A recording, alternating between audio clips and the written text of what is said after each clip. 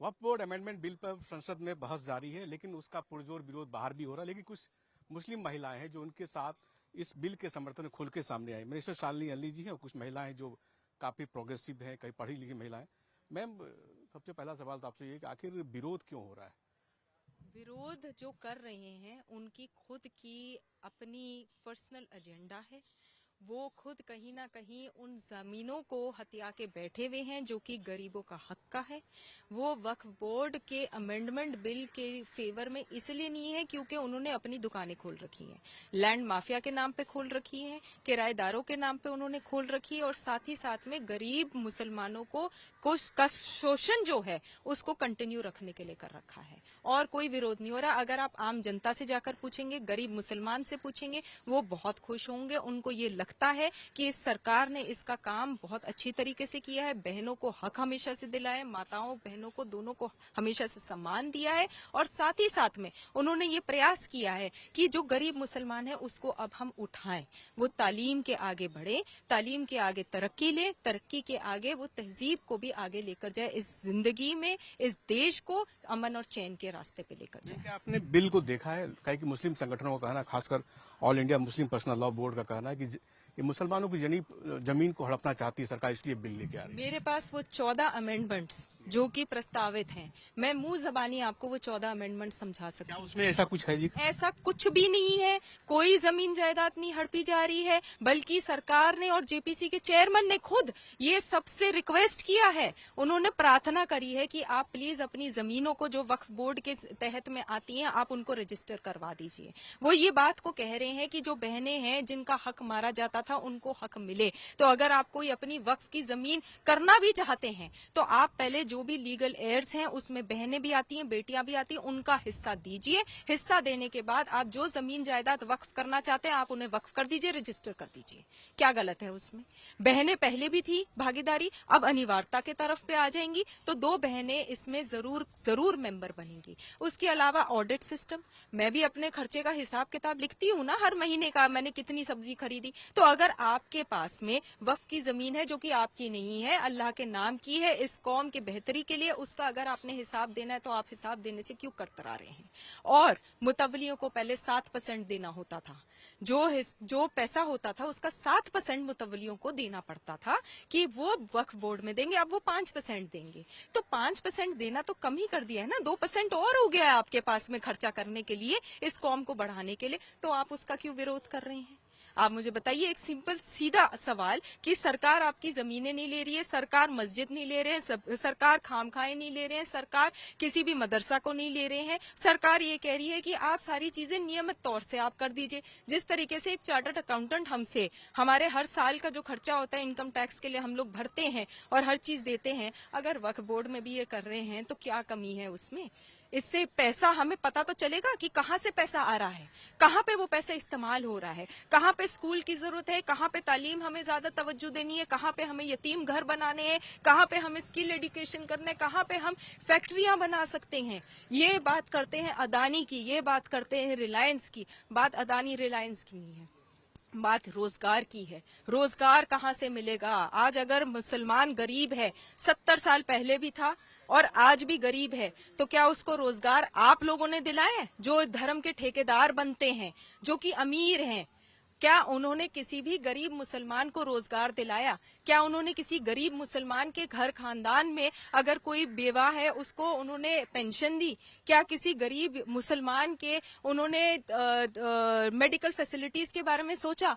तो ये सारी जमीनें जो हैं उसको आपने बंजारे की तरह क्यों छोड़ रखा है? उसके ऊपर आप काम क्यों नहीं कर रहे हैं? आप सिर्फ उसके केयर टेकर हैं। आप वक्फ बोर्ड के आप मेंबर बन सकते हैं, आप वक्फ बोर्ड को आगे बढ़ा सकते हैं। आपको अकाउंटेबिलिटी देनी पड़ेगी, हम लोगों को देनी पड़ेगी, कौम को देनी पड़ेगी। सर, मैम, ये आपका ये कहना है कि 1995 की एक्ट में जो संशोधन 2013 में कांग्रेस सरकार ने किया था, उसका कांग्रेस सरकार ने बेजा इस्तेमाल किया, किसी राजनीतिक हित के लिए? बिल्कुल किया है, इसीलिए तो कांग्रेस, समाजवादी पार्टी, ये आपके ओवैसी साहब, ये सब क्यों नहीं समर्थन में आ रहे हैं? आज क्यों एकदम से समर्थन में जेडीयू भी है, क्यों समर्थन में नायडू जी भी हैं?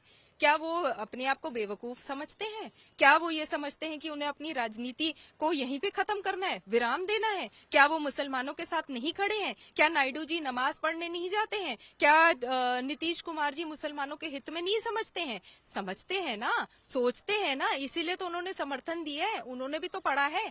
हम मेरे जैसे आप और मुसलमानों के बीच जाइए, आप जाइए आज और सबसे पूछिए कि वक्फ बोर्ड का जो संशोधन बिल है उसका क्या होना चाहिए, और आपको जवाब आम जनता से मिलेगा। आपको जवाब ओवैसी से नहीं मिलेगा, आपको जवाब अखिलेश यादव से नहीं मिलेगा, आपको जवाब राहुल गांधी से नहीं मिलेगा, आपको जवाब आम जनता से मिलेगा और उन पीड़ितों से मिलेगा जिनके केसेस आज भी इस वजह से खारिज हो गए क्योंकि उन्हें ये ही नहीं पता था कि वो रिव्यू पिटिशन भी डाल सकते हैं। तो ये भी एक अमेंडमेंट के लिए डाला गया है कि आप रिव्यू पिटिशन और हाई कोर्ट तक भी जा सकते हैं अपनी जमीन जायदाद लेने के लिए। कहाँ आप बताइए कौन से तर्क में लिखा है कि सरकार आपकी जमीन ले रही है? एक और साइंसता जी, आपने भी एक्ट पढ़ा ही होगा जो बिल आ रहा है।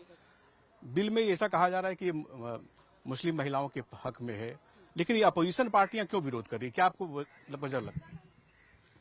अपोजिशन पार्टियां क्यों विरोध कर रही हैं? वो इसलिए विरोध कर रही हैं कि भाई ठीक है, जब महिलाएं आएंगी तो उनका भी उसमें हिस्सेदारी बनेगी, चीजें बनेंगी। क्योंकि वक्फ बोर्ड पे क्या किया हुआ है, अब तक की वक्फ की जमीनों को कुछ लोगों ने ओवरटेक कर रखा है।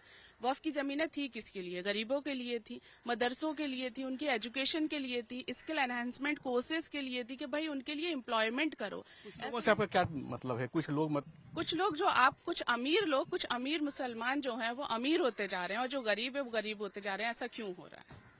क्योंकि उन्होंने कब्जा कर रखा है। वो उसको समझते कि भाई ये प्रॉपर्टी है हमारे ही पास है, आप उसके केयर टेकर हैं, आप उसको इस्तेमाल करें, उससे आई हुई इनकम को मुस्लिम समाज के अपलिफ्टमेंट के लिए लगाएं। वो कहते हैं कि अल्लाह की जमीन है, अल्लाह की जमीन पर सरकार कौन होती है? वो बात ठीक है, अल्लाह की जमीन है, मगर अल्लाह की जमीन आपने अच्छे कामों के लिए वक्फ की है ना। इसके लिए तो नहीं की है कि उससे जो इनकम आएगी वो आपकी जेब में जाएगी, ऐसा नहीं है ना। अल्लाह की जमीन वक्फ इसलिए की गई थी कि उससे जो भी इनकम हो उससे गरीबों का उत्थान हो, गरीबों के उसके एम्प्लॉयमेंट के लिए लगे, जो गरीब बच्चे उनकी एजुकेशन पे लगे। ऐसा नहीं हो जो हमारी बेवाएं हैं उनको पेंशन मिले। आपने देखा होगा दरगाहों के बाहर कितने सारे हैंडीकैप्ड लोग होते हैं, क्या उनको कोई पेंशन दी? क्या उनके कोई कार्ड बनाए कि हमारे एरिया में इतने गरीब लोग हैं, इतने हैंडीकैप्ड लोग हैं तो हम इनको पेंशन देते हैं, या इतनी बेवाएं हैं या इतने बच्चे हैं उनकी हम एजुकेशन के लिए कहते हैं? ऐसा कहीं भी किसी के पास कोई रिकॉर्ड है? इन्होंने ऐसा कोई अकाउंट मेंटेन करके रखा है? सरकार कहती है कि हिसाब दे दो। हिसाब तो हमें अल्लाह को भी देना है, ठीक है, ये तो शरीयत में भी है कि आपको हर एक चीज का हिसाब देना पड़ेगा। तो अगर हिसाब मांगा जा रहा है तो इसमें क्या गलत है? मुझे नहीं लगता इसमें कोई गलत। बॉबी जी, उस वक्फ बोर्ड अमेंडमेंट बिल में एक खास प्रावधान है कि जो वक्फ बाय यूजर था उसको चेंज किया वक्फ बाय डीड कर। उस पर भी राजनीतिक पार्टियों का ज्यादा विरोध है, खासकर जो 22 अपोजिशन पार्टी विरोध का, ओवैसी साहब जो विरोध कर रहे हैं, इमरान मसूद भी उसी बात का विरोध ज्यादा कर रहे हैं। अच्छा, मेरा नाम डॉक्टर बबली परवीन है, मैं दिल्ली यूनिवर्सिटी में हिस्ट्री पढ़ाती हूँ। मैं इतिहास के हवाले से, और मेरा काम भी इनफैक्ट सूफी दरगाहों और वक्फ के ऊपर है। सबसे पहले मैं ये कहना चाहूंगी कि जो ये सारा विरोध है, देखिए विरोध दो तरीके का होता है। एक होता है जनता का विरोध और एक होता है पॉलिटिकल पार्टीज का विरोध। पॉलिटिकल पार्टीज जो डिफरेंट है, जो रूलिंग पार्टी के खिलाफ है, जो सेंटर के खिलाफ है, उन्होंने अपने ज्यादा विरोध को जनता का विरोध साबित करने में कोई कसर नहीं छोड़ी है। जनता को गुमराह किया जा रहा है, जैसे ट्रिपल तलाक के टाइम गुमराह किया गया था कि जब ये कानून आ जाएगा तो ये मुसलमानों के खिलाफ है, इससे मुसलमानों की हालत और खराब हो जाएगी। लेकिन बाद में क्या हुआ? इससे मुस्लिम महिलाओं को एक सशक्तिकरण हुआ, और जो ट्रिपल तलाक शरिया के हिसाब से गलत था, सरकार ने वो जनता को बताया। सरकार ने कुछ नया नहीं किया, सरकार ने आपको बताया जो ऑलरेडी शरिया में था उसका सही इंटरप्रिटेशन आपको बताया, और महिलाओं की स्थिति को सुधारने के लिए एक लेजिस्लेशन बना दिया। बीजेपी सरकार की काफी तारीफ इस बात पर होनी चाहिए। देखिए, दो तरीके के हम देखते हैं कि लेजिस्लेशन लाए जाते हैं सोसाइटी में, एक रेगुलेटरी लेजिस्लेशन और एक होता है social welfare. This is part of the social legislation basically. इसका उद्देश्य क्या है? जो विरोध कर रहे हैं, देखिए उन सबका पॉलिटिकल पार्टीज को क्योंकि विरोध करना है सेंटर का, वो करेंगे। जो ग्रुप कर रहे हैं विरोध, वो ज्यादातर वो ग्रुप्स कर रहे हैं, या जो कुछ खानदानी जो डायनेस्टीज है इसका विरोध कर रहे हैं, जिनके पास वक्फ की प्रॉपर्टी है, उन्होंने इसका मिसयूज किया है, वो उसका कोई भी अकाउंटेबिलिटी नहीं देना चाहते। और ऑनरशिप जिसे बात कही जा रही है कि वो सरकार जमीनों को ले लेगी, सरकार इसको हड़प लेगी, ये सारी की सारी भ्रांतियां फैलाई जा रही है। सबसे पहले आप ये समझिए, जब वक्फ दिया गया, जो हिस्ट्री है पूरी वक्फ की अगर हम देखा जाए, चाहे वो मुगल्स टाइम से शुरू की गई, फिर ब्रिटिश गवर्नमेंट ने 1923 में जो लॉ बनाया, उसका उद्देश्य क्या था? समाज में, खास तौर से जो मुस्लिम समाज में, क्योंकि Waqf related is to the Muslims basically, जो सबसे निचला तबका है उसको आराम देने के लिए, उनके हालात को सुधारने के लिए वक्फ लैंड या वक्फ बॉडी ने आज तक मुझे बताइए एक भी स्कूल्स खोले हैं, हॉस्पिटल्स खोले हैं, कोरोना के टाइम कुछ काम किया है उन लोगों ने? और क्या मुस्लिम महिलाओं की स्थिति को सुधारने के लिए, खासतौर से मैं कहूं, क्या वक्फ बोर्ड ने कभी खुद से, जिनके पास वो ऑनरशिप है, उस ऑनरशिप का उन्होंने गलत इस्तेमाल किया? ऐसे बहुत सारे रिकॉर्ड्स हैं, सरकार के पास भी हैं, कि जमीनों को गलत तरीके से बेच दिया गया और इसके अलावा उन्होंने उसको लीज पे दे दिया गया, किसी रूल्स को फॉलो नहीं किया गया। तो अब वो लोग डरे हुए हैं और वो आम जनता को भी गुमराह करने में कोई भी कसर नहीं छोड़ रहे, अपने इंटरेस्ट को जनता का इंटरेस्ट दिखाने में लगे। देखिए 90%, मैं ये बोलने में मुझे बिल्कुल भी गुरेज नहीं, 90% जनता ने वो पढ़ा ही नहीं कि वो 14 क्या बिंदु है असल में। तो उनके आसपास के ऐसे ही लोग हैं जिनके पास ऑनरशिप है या जिनके ऑनरशिप उनके रिश्तेदारों के पास है, तो वो उनको भड़का रहे सिर्फ इसीलिए एक खाई पैदा करने के लिए मुसलमान और बीजेपी सरकार के बीच में, कि बीजेपी सरकार अगर कोई पॉलिसी लेकर आई है तो वो मुसलमानों के खिलाफ होगी, इसीलिए आप इसका विरोध कर दीजिए बिना पढ़े लिखे। शरीयत के खिलाफ है, ये क्या ऐसा ही है क्या? आप सर मुझे ये बताइए, शरीयत, India is a democratic country, you have to believe it. शरिया के लॉ की अगर आप बात कर रहे हैं तो क्या आज तक सरकार ने शादी से रिलेटेड जो शरिया लॉ बने हुए, प्रॉपर्टी से रिलेटेड बने हुए थे पहले, कभी उसमें कोई छेड़छाड़ की? नहीं। लेकिन एक डेमोक्रेटिक कंट्री में अगर लॉज बने हुए हैं और जो वक्फ बोर्ड है वो मिनिस्ट्री ऑफ माइनॉरिटी अफेयर्स के अंडर आता है, और सरकार भी वक्फ के मैनेजमेंट के लिए अगर आप देखेंगे तो मिनिस्ट्री ऑफ माइनॉरिटी अफेयर्स भी एक रकम खर्च करती है उसकी मेंटेनेंस के लिए, उसके लोगों के अपॉइंटमेंट के लिए, सब चीजों के लिए, कि किसको अपॉइंट किया जाए, उसका चाहे टीए हो चाहे बाकी सब चीजों के लिए। तो क्या एक डेमोक्रेटिक कंट्री में सरकार का ये राइट नहीं बनता कि उन्हें मालूम है एक ऑर्गेनाइजेशन या एक बॉडी करप्शन करती जा रही है, अकाउंटेबिलिटी नहीं देना चाहती, तो उनसे अकाउंटेबिलिटी मांगना, शरिया को अकाउंटेबिलिटी मानी जा रही है आपसे, ताकि जो डोनर्स थे उनके जो इंटरेस्ट थे उनको सेफगार्ड कहा जाए। तो उसको कुछ लोग कह रहे हैं कि शरिया के खिलाफ है। किस तरीके से शरिया के खिलाफ है ये कोई नहीं बता रहा है, सिर्फ एक ब्लैंकेट स्टेटमेंट दिया जा रहा है ताकि पूरे के पूरे वक्फ अमेंडमेंट बिल को एक, जिसे कहा जाता है, गलत अप्रोच के साथ आम जनता के बीच में भ्रांतियां फैलाई जाए। लेकिन ये उम्मीद है कि बिल पास हो जाएगा और इससे मुसलमानों को ही इसका फायदा मिलेगा जो गरीबी रेखा से नीचे है, क्योंकि एक अनुमान के अनुसार इंडिया में 1,20,000 करोड़ वैल्यू है टोटल वक्फ प्रॉपर्टी की। इसका 1% भी आज तक फायदा मुसलमान जनता को नहीं मिला है। तो अगर सरकार इस अकाउंटेबिलिटी के तहत एक नॉर्म्स बना रही है ताकि जो इस पे, जिन लोगों ने इसकी ऑनरशिप रखी है उनके ऊपर एक प्रेशर रहेगा कि वो कोई करप्शन ना करे, तो इसमें क्या गलती है?